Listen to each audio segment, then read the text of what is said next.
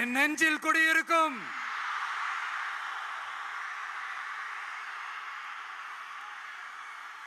புதுச்சேரி மக்கள் உங்கள் அனைவருக்கும் என்னுடைய வணக்கம். வணக்கம் வணக்கம். எல்லாரும் எப்படி இருக்கீங்க?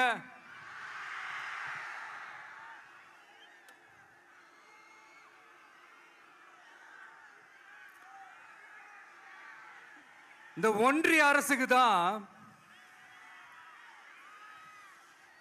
தமிழ்நாடு ஒரு தனி மாநிலம், புதுச்சேரி ஒரு தனி யூனியன் பிரதேசம். அவங்களுக்கு தான் தமிழ்நாடு தனி, புதுச்சேரி தனி, இப்படிலாம் இருப்பாங்க. ஆனா நமக்கெல்லாம் அப்படி கிடையாதுங்க. நாமெல்லாம் வேறு வேறு கிடையாது. நாம் எல்லாரும் ஒண்ணுதான்.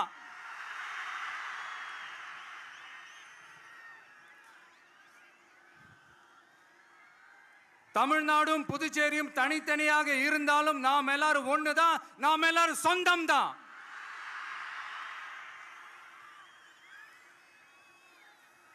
வேற வேற வீட்டுல, வேற வேற ஊர்ல, வேற நாட்டுல, வேற ஸ்டேட்ல இருக்கிறதுனால நாம் எல்லாரும் சொந்தங்கள் இல்லைன்னு ஆயிட முடியுமா? அது எப்படி முடியும்? இப்ப பாத்தீங்களா, ஒருத்தருக்கு ஒருத்தர் பார்த்துக்கும் போது அந்த பாச உணர்வு,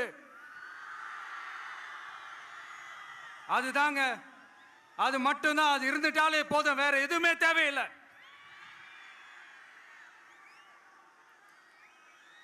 அதனால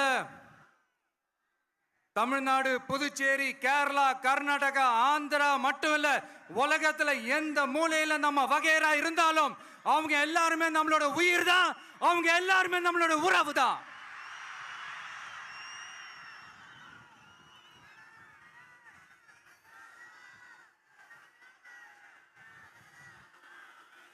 புதுச்சேரினாலே உடனே ஞாபகத்துக்கு வர்றது மணக்குள விநாயகர், அரவிந்தர் ஆசிரமம், வில்லியனூர் மாதான் சொல்லி இவங்க எல்லாரும் ஞாபகத்தில் வருவாங்க. அது மட்டும் இல்ல, மகாகவி பாரதியார் அவர்கள் இருந்த மண், பாவேந்தர் பாரதிதாசன் அவர்கள் பிறந்த மண். அது மாதிரி இன்னும் சிறப்புகளை அடுக்கிக்கிட்டே போலாம். ஆனா அரசியல்னு வந்துட்டா ஒரு முக்கியமான விஷயத்தை பத்தி நம்ம சொல்லியே ஆகணும். 1977ல புரட்சி தலைவர் எம்ஜிஆர் அவர்கள் தமிழ்நாட்டில் ஆட்சி அமைச்சாங்க. ஆனா அதுக்கு முன்னாடியே 1974லயே இங்க புதுச்சேரியில அவங்களோட ஆட்சி அமைஞ்சது. அதனாலதான் அப்பவே சொன்னாங்க, நமக்காக வந்தவர் எம்ஜிஆர், அவரை தமிழ்நாட்டில் மிஸ் பண்ணிடாதீங்கன்னு நமக்கு அலர்ட் பண்ணதே புதுச்சேரி தான். அப்படிப்பட்ட புதுச்சேரியை நம்மளால மறக்க முடியுமா? அது மட்டும் இல்ல, இங்க இருக்கிற மக்கள் தமிழ்நாடு மாதிரியே புதுச்சேரி மக்களும் என்ன கிட்டத்தட்ட ஒரு 30 வருஷமா என்ன தாங்கி பிடிச்சுக்கிட்டு இருக்கிறீங்க.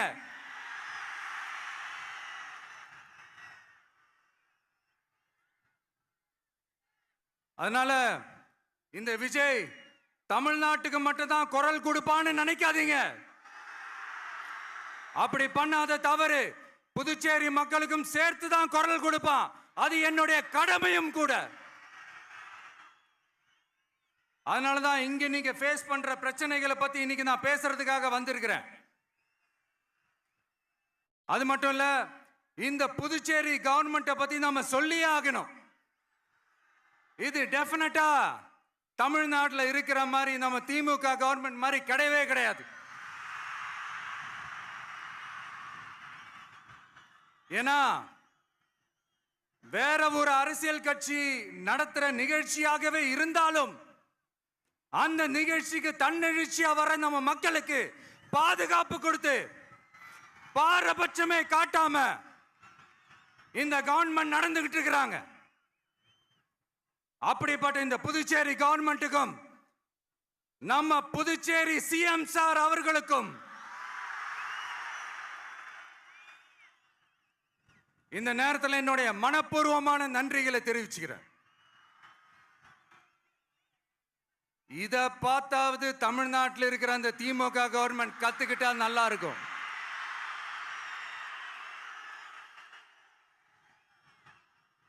ஆனா அவங்க கத்துக்க மாட்டாங்க. பரவாயில்ல, வரப்போற எலெக்ஷன்ல 100% கத்துக்குவாங்க.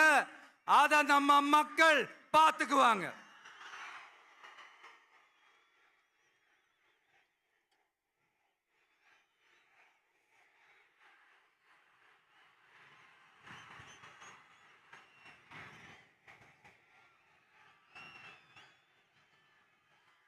புதுச்சேரியில் இருக்கிற கவர்மெண்டோட கூட்டணி ஆட்சியில இருந்தாலும் புதுச்சேரிய ஒன்றிய அரசு எதிலையுமே கண்டுக்கல என்றது புதுச்சேரி மக்களான உங்களுக்கு நல்லாவே தெரியும்.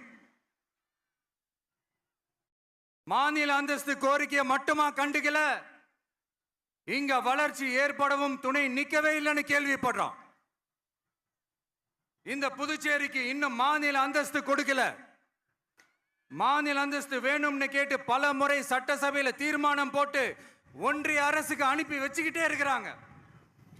இந்த வருஷம் கூட மார்ச் மாசம் 27ஆம் தேதி 2025 அன்னைக்கு ஒரு தீர்மானம் போட்டாங்க. அது மாநில அந்தஸ்து வேணும்னு கேட்டு ஒன்றிய அரசுக்கு அனுப்புற 16வது தீர்மானம்.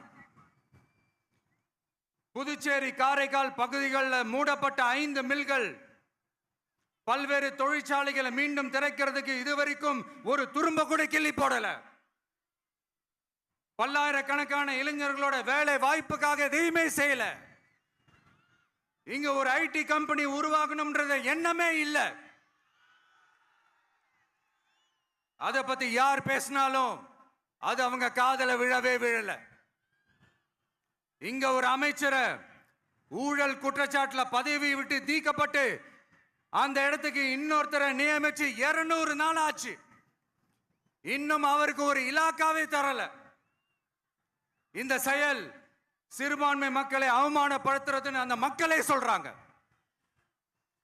புதுச்சேரியோட முக்கிய அங்கமாக இருக்கிற காரைக்கால், மாகே, ஏனாம் பகுதிகளில் எல்லாம் முன்னேற்றமே இல்லைன்னு அந்த பகுதி மக்கள் சொல்லிக்கிட்டே இருக்கிறாங்க. குறிப்பா காவிரியோட கடைமடை பகுதியான காரைக்காலை மொத்தமா கைவிட்ட மாதிரி தான் இருக்குது. இது எல்லாமே முன்னேற்றம் அடையணும். டூரிஸ்ட் பிளேஸ் ஆன புதுச்சேரியில போதுமான அளவு பார்க்கிங் வசதி இல்ல, போதுமான அளவு கழிப்பறை வசதி இல்ல. இதெல்லாமே மேம்படுத்தணும். புதுச்சேரி கடலூர் மார்க்கமான ரயில் திட்டம் வேணும்ங்கிறது நீண்ட கால கோரிக்கை. புதுச்சேரி மக்களுக்கு ஒன்னே ஒண்ணுதான் சொல்லணும், இந்த திமுகவை நம்பாதீங்க. அவங்களுக்கு உங்களை நம்ப வச்சு ஏமாத்துறது தான் அவங்க வேலையே. நான் சொன்ன பல கோரிக்கைகளை எல்லாம் தீர்த்து வைக்கிறதுக்கு நம்ம புதுச்சேரி கவர்மெண்ட்டுக்கும் அதோட மக்கள் திட்டங்களுக்கும் ரொம்ப அக்கறையா உண்மையா துணை நிற்கிறோம். தமிழ்நாட்டை ஒதுக்குற மாதிரி புதுச்சேரியும் ஒதுக்க கூடாதுன்னு நாங்க கேட்டுக்கிறோம். கிட்டத்தட்ட 20 லட்சம் பேர் வாழ்ற யூனியன் பிரதேசமான புதுச்சேரி மத்திய நிதி குழுவில் இடம்பெறவில்லை. அதனால் மாநிலங்களுக்கான நிதி பகிர்தல் அடிப்படையிலும் யூனியன் பிரதேசங்களுக்கான நிதி பகிர்தல் அடிப்படையிலும் புதுச்சேரிக்கு நிதி ஒதுக்கப்படுவதில்லை. அதனால ஒவ்வொரு ஆண்டும் புதுச்சேரிக்கு தோராயமாகவே மத்திய அரசு நிதியை விடுவிக்கிறது. அந்த நிதியும் அரசு ஊழியர்களின் சம்பளம், ஓய்வூதிய தொகை உள்ளிட்ட திட்ட செலவுகளுக்கே சென்று விடுவதால் மீத தேவைக்கு வெளிச்சந்தையிலும் கடன் பத்திரங்களை கடன் வாங்குகிறது புதுச்சேரி. இந்த நிலைமை மாறணும்னா ஒரே வழி, மாநில அந்தஸ்து நம்ம புதுச்சேரி மக்களோட பல்லாண்டு கால கோரிக்கை. புதுச்சேரிக்கு போதுமான நிதி வரத்து இல்லாததுனால வெளியே கடன் வாங்க வேண்டியதா இருக்கு. புதுச்சேரியோட கடனை குறைச்சு தற்சார்பு பொருளாதாரத்தை வளர்த்தெடுக்க திட்டங்கள் வகுக்கப்பட வேண்டும். மாநில அந்தஸ்து வாங்கினா மட்டும் போதாது இல்லையா, தொழில் வளர்ச்சியும் தேவையாச்சே. புதுச்சேரி தென்னிந்தியாவின் முன்னணி இண்டஸ்ட்ரியல் ஹப்பாக மாற்ற எல்லா முயற்சிகளும் எடுக்க வேண்டும்.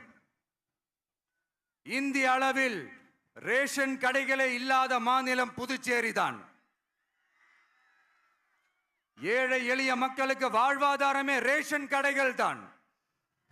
மற்ற மாநிலங்கள்ல இருக்கிற மாதிரி இங்கேயும் அரிசி, சர்க்கரை, பருப்பு, கோதுமை, எண்ணெய்னு அனைத்து பொருட்களும் வழங்கும் முறை சீராக்கப்பட வேண்டும்.